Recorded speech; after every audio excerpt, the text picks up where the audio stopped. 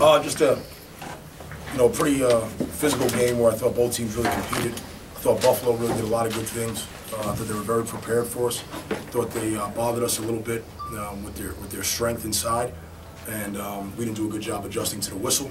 We were fortunate enough to turn them over a little bit, and I thought we made some big plays in the second half. I thought we warmed down a little bit, and that was the difference in the game. Yeah. Defensively, take us through their final possession there. What did you guys want to make them do? Well, it's funny, before the game, I spoke to these guys about the Iona-Indiana State game, and Iona was up 1 on a free throw.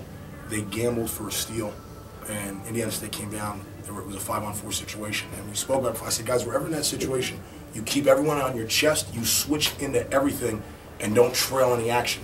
And ironically, it came down to that today. So that game actually made us talk about it before the game. So our thing was, we just wanted to not give up anything going north-south. We wanted to force them east-west, which we got them on the sideline. I thought we switched into it well and forced a tough shot, 2 tough shots.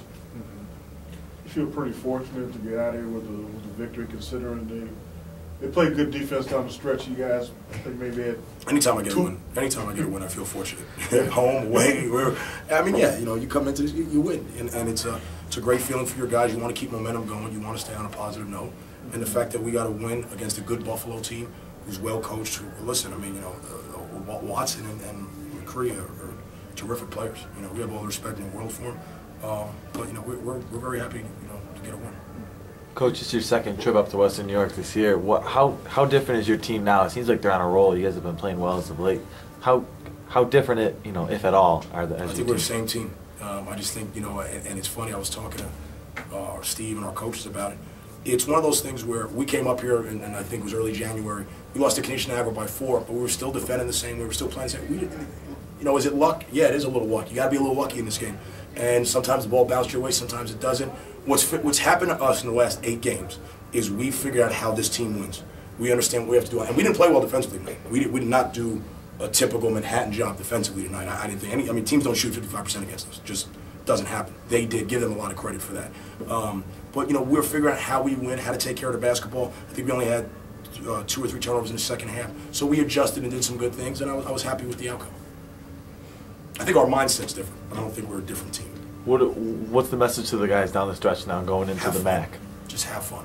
I think this time of year everyone gets tight and they play, oh my God, it's if we don't win, we're going to get bumped out of this, or we're not going to get this spot, or it's elimination. You got to go the opposite way. All the work is done. You've spent 6 months getting to this point where you are. You're not going to change a whole lot. You are who you are. Have fun, embrace it. All I tell our guys to do, I tell them 3 things. Play with unbelievable emotion, be tough, and smile a lot and enjoy it. And that's all I want to do right now, because I can't change them much right now. We are who we are, and I love who we are. At one point in the first half, Buffalo turned the ball over twice as much as you guys had, but you had the same number of points off turnovers. And then I looked down, and suddenly you had like twice as many points as they did off turnovers. What happened? How did you start capitalizing? It just happened? I think what happens is this style is a very unique style. Only about 8 or 9 teams in the country really play it. And what happens is it's a war of attrition. And you might actually be down. We were down. We were down 10, in the first half. But you got to stay with your style. We know we're going to have our run. Whether it's an 8-0, 10-0, 21-2, 21, you're going to have your run. So you just got to stay with it. Where I was a little worried was I didn't like their field goal percentage in the first half. What I was a little concerned about was I told these guys, I said, they're shooting a very high percentage from 3. I said, if we keep challenging it, it's a little bit of fool's gold, because they will get to their legs and they'll miss some of those. Then in the second half, they still shot a good percentage from 3. They were 4 for 7, but they didn't take as many and they didn't make as many. So we had to take away the 3-point line in the second half, and I thought we just kind of got into their legs and into their bench a little bit. I think one of our strengths on this team is we're a very deep team. We don't have a guy really like a McCree or a Watson, but what we have is 9, 10, 11 very good players, and we're more just kind of solid and consistent, and it helped us tonight. And did your game plan change at all after Tony went off like that in the first half? No, just stay with it. Stay with your game plan. Again, you're not going to change much. We spent 4 days preparing. If we didn't figure it out in those 4 days, can't change a whole lot in 20 minutes. We made some little adjustments that with pick and roll defenses, and some things we tweaked a little bit. In some areas we thought we could hurt them on the offensive end, but we didn't change a whole lot. Questions, go. Take us through your final possession. I didn't have a timeout. These guys have to take you through that. Full blame's on me. Senior leader should have stepped up and made the play. Did you think you got fouled on that play? No, it was a bad play by myself. I should have been attacking the guy. And Jared's shot, did you think you got? I put him in a bad situation. He gave me the ball at the end of the game. It shouldn't have been any chance where he should have got the ball back. I should have been passing to the guy who was shooting or taking the shot myself. And Reggie, just talk about your defense in the stretch. I mean, you guys held them without field goals. I think it was like the last 4 minutes or something. I think they had 2 field goals. Yeah, I don't know. They got on the line a lot, so I mean, yeah, defensively we had a few stops. We didn't have enough, obviously, so we, you know, we did okay defensively.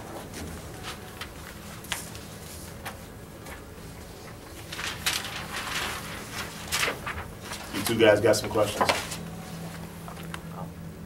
Talk about the play of Javon to double did 6 blocks tonight. I thought Javon, when we got the ball inside to him, and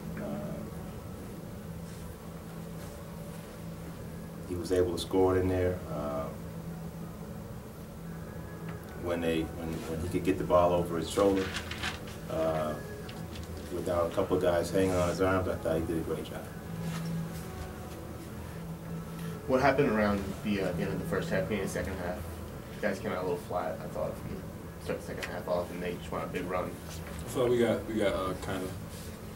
We didn't think they were a pretty good basketball club, so we probably came out not as focused as we should have been.